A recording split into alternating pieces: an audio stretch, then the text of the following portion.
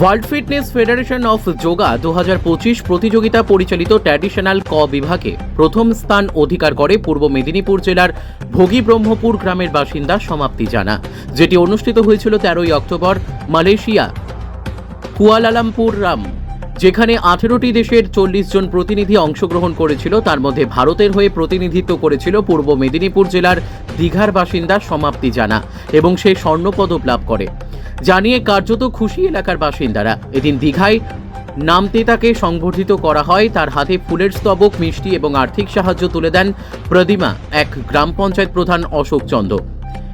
তিনি আরও বলেন, এই মেয়ে আমাদের শুধু দীঘার নয়, রাজ্যের গর্ব, যে ভারতের হয়ে সোনা জয়লাভ করেছে। পরবর্তীকালে যদি আরও সে বৃহত্তর জায়গায় যেতে চায়, আমরা তাকে সহযোগিতার হাত বাড়িয়ে দেব। সমাপ্তি দীঘা আসার সাথে সাথেই তাকে ট্যাবলো করে গোটা দীঘা শহরে পরিক্রমা করানো হয়।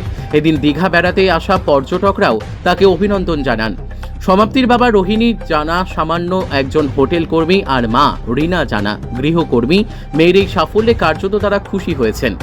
রোহিণীবাবু বলেন, এ আমার কাছে সোনার মেয়ে, কারণ সে ভারতের একটি গর্ব, সেই সঙ্গে দীঘার গর্ব যে মালয়েশিয়ায় গিয়ে যোগাসন প্রতিযোগিতায় প্রথম স্থান অধিকার করে ভারতের মুখ উজ্জ্বল করেছে।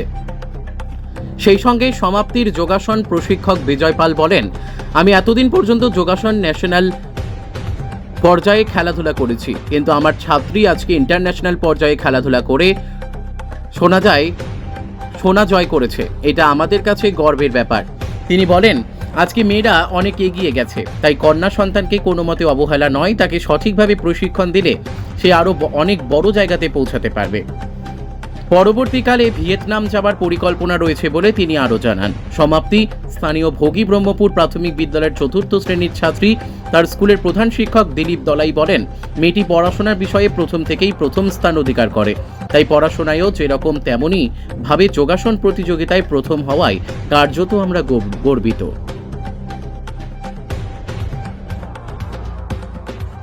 করেছে কাজটা অদম্য ইচ্ছা বলতে আমার স্বামী স্ত্রী মিলে যেভাবে যত কষ্ট করে সবার কাছে গিয়ে কিছু কিছু নিয়ে, অনেকে কিছু দিবে বলে দেয়নি, আবার পরে দিয়ে বলেছে, কিন্তু আমি অনেক চেষ্টা করে মোটামুটি সেই জায়গায় নিতে পেরেছি। এইটা আমার মেয়ে। এমনি আপনি কাজ কি করেন? আমি একটা সামান্য একটা কর্মচারী, মাত্র 11,000 টাকা বেতন পাই। সেই বেতন আমি আমার 5 মাস ধরে বেতনও পাইনি। সেই অবস্থা থেকে আমি আমার মেয়েকে নিয়ে গেছি। এটাই আমার গর্ব। আমার মেয়ে সেই জায়গা থেকে ফাইট করে এশিয়া মহাদেশের মধ্যে 24টি দেশের মধ্যে 18টি দেশ এসেছিল। সেই 18টি দেশের মধ্যে আমার মেয়ে সোনা জয়ী করে নিয়ে চলে এসেছে। তা আমি তাকে আমি আমার ঘরে প্রথম থেকে জন্ম থেকে আমি তাকে সোনা মেয়ে বলে ডাকি। তাকে আমি সোনা মেয়ে, সত্যিকারের সে ট্রুথফুল সোনা, গোল্ডেন লেডি, গোল্ডেন কন্যা, গোল্ডেন। আপনার নাম? আমার নাম দিলীপ দলাই, ভোগী প্রাথমিক বিদ্যালয়। আজকে আপনার স্কুলের ছাত্রী সোনার মেয়ে হয়ে ফিরে এলো যোগা প্রতিযোগিতা, বিষয়টি কীভাবে দেখছেন বা কি বলবেন? আমরা গর্ব, আমরা আনন্দে আত্মহারা। একটা সরকারি প্রাথমিক বিদ্যালয়ের ছাত্রী সেভাবে রাজ্য থেকে দেশ থেকে ইন্টারন্যাশনাল এশিয়াতে গিয়ে প্রথম স্থান অধিকার করে এসছে, সত্যি আমরা খুব আনন্দিত, গর্বিত। আমরা তার পরিবারকে, যে পরিবার স্ট্রাগল করে এতদূর পর্যন্ত নিয়ে গেছে, তার বাবা মাকে অশেষ কৃতজ্ঞতা, ধন্যবাদ জানাই। প্রথম থেকে পড়াশোনায় কেমন ছিল মেয়ে? না, সে শিশু শ্রেণী থেকে 3য় শ্রেণী পর্যন্ত প্রত্যেক পরীক্ষা সে প্রথম স্থান অধিকার করে। সে আমাদের বিদ্যালয়ে 3য় শ্রেণীর ফার্স্ট গার্ল। আজকে এই জয় কতটা আনন্দ লাগছে নিজেকে? খুব, আমি ভাষায় প্রকাশ করতে পারছি না।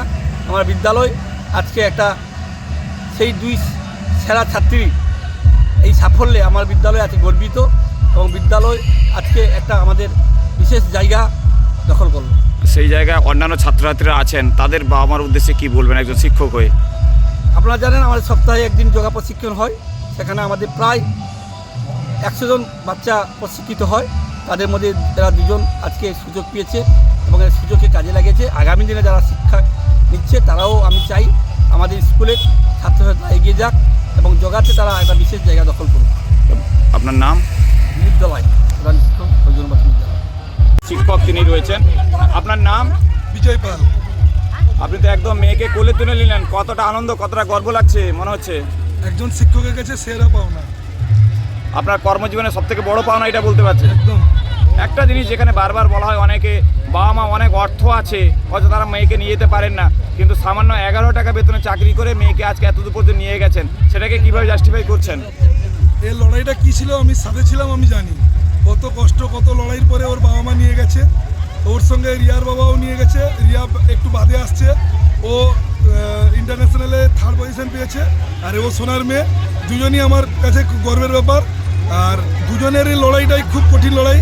হ্যাঁ, কিছুজন পাশে ছিল, কিন্তু সবাইকে পাশে পায়নি। তার বাবা মার লড়াই, এর বাবা মার লড়াই, নিজেরা লড়াই করার পরে আজকে এই সাফল্য।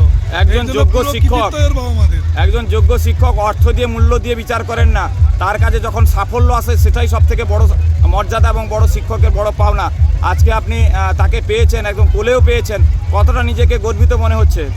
আমার জীবনের সেরা মুহূর্ত। আমি নিজে ন্যাশনাল খেলেছি, কিন্তু ইন্টারন্যাশনাল কখনো যাইনি। আমার ছাত্রী সমাপ্তি ইন্টারন্যাশনাল গিয়ে বিশ্বের হয়ে সোনা জয় করেছে, এটা আমার কাছে ডবল পাওয়া। এরপরে যারা এবং চ্যাম্পিয়ন অফ চ্যাম্পিয়ন রাউন্ড, যেটা প্রত্যেকটা বিভাগের প্রথমকে নিয়ে হয়েছিল।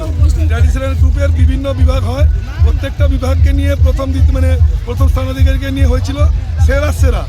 কতটা দেশ অংশগ্রহণ করেছিল? 4th হয়েছে। এতে কতটা দেশ অংশগ্রহণ করেছিল? টোটাল এখানে প্রায় 18টা কান্ট্রি ছিল। তারপরে ভারতেরও এই প্রতিনিধিত্ব করেছিল। ভারতের হয়ে ট্র্যাডিশনাল এ বিভাগ গার্লসে ও প্রতিনিধিত্ব করেছিল। এই রাতে পুরস্কার কে তুলে দিয়েছিলেন? ও আমাদের যিনি ইন্টারন্যাশনাল যিনি প্রেসিডেন্ট আছে উনি ছিলেন, সঙ্গে ন্যাশনাল প্রেসিডেন্ট যিনি ছিলেন উনি ছিলেন, শিবম স্যার ছিলেন। আচ্ছা, আমাদের রাজ্যের যিনি প্রেসিডেন্ট গৌরাঙ্গ সরকার, প্রসাদ নন্দীবাবু, ওনারাও ছিলেন। বলা যেতে পারে শুধু দীঘার গর্ব নয়, এটা একটা রাজ্যের গর্ব এবং ভারতবর্ষের গর্ব। সেই জায়গায় নিজের প্রধান তাকে উৎসাহিত করছেন, কি বলবেন, বিষয়টি কীভাবে দেখছেন? দেখুন, ও যেদিন আমাদের দেশের চ্যাম্পিয়ন হয়েছিল, সেদিন এত আমরা আনন্দ উপলব্ধি করেছি। আমাদের বিধায়ক থেকে এলাকাবাসী তার পক্ষে অনেক শুভকামনা করেছিল। যাই হোক, সে মালয়েশিয়া গিয়ে সেখানেও চ্যাম্পিয়ন হয়েছে। আমাদের ভারতবর্ষের মান সম্মানে একটা জড়িত ছিল, সেখানে চ্যাম্পিয়ন হয়েছে। আগামী ভবিষ্যতে যে আরও বড় জায়গা যেতে পারে, যার জন্য আমরা তার পাশে আছি। যতটুকু পারছি আমরা করবো, সহযোগিতা করবো। এত আনন্দ, কান্নাও পাচ্ছে, আনন্দের সঙ্গে কান্নাও পেয়ে যাচ্ছে। আর আমরা আমাদের দীঘা হোটেল অনার্স অ্যাসোসিয়েশন এবং নিউ দীঘা সার্বজনীন দুর্গোৎসব কমিটি, আমি বলেছিলাম সেখানে রামনগরে কিছু সাহায্য করব তাকে। আমরা তাকে 50,000 টাকা দিয়ে পুরস্কৃত করলাম, এবং আগামী দিনে সে যে বিভিন্ন জায়গা যাবে, আমাদের অ্যাসোসিয়েশন নিশ্চিত তার সহযোগিতার জন্য হাত বাড়িয়ে দেবে। আপনি একজন প্রধান হিসেবে তার পাশে সবসময় থাকছেন? আমি সবসময় থাকবো। আমার ব্যক্তিগত, আমরা